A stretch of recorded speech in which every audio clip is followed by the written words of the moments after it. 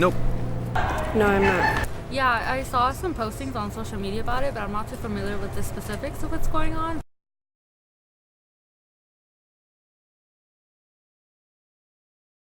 I think the main argument with gun control is it's about rights and protecting yourself, which has a lot of good arguments. They're valid arguments to protect yourself, but I think gun control, there needs to be more control.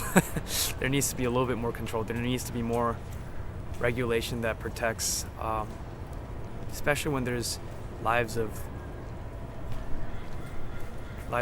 children involved, you know?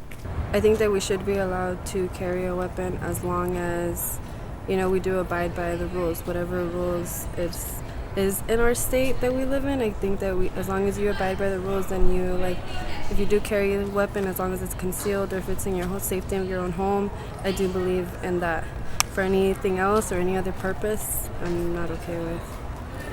The problem is, I think when discussing it, the discussion just deviates to either to the extremes, and thus nothing really progresses forward.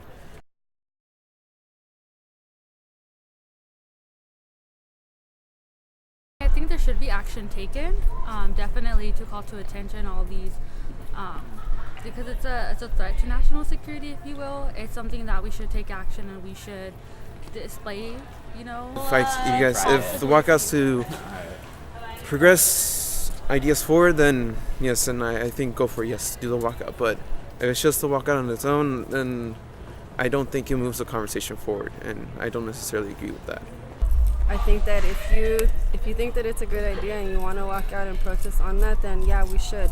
As for the students who don't walk out on it, I would want to say do your research and really think about if you should or if you shouldn't walk out. But I do think it's a good protest, and I do believe that if you really think that you should walk out to protest it, it's very good. It's a positive thing that we should do.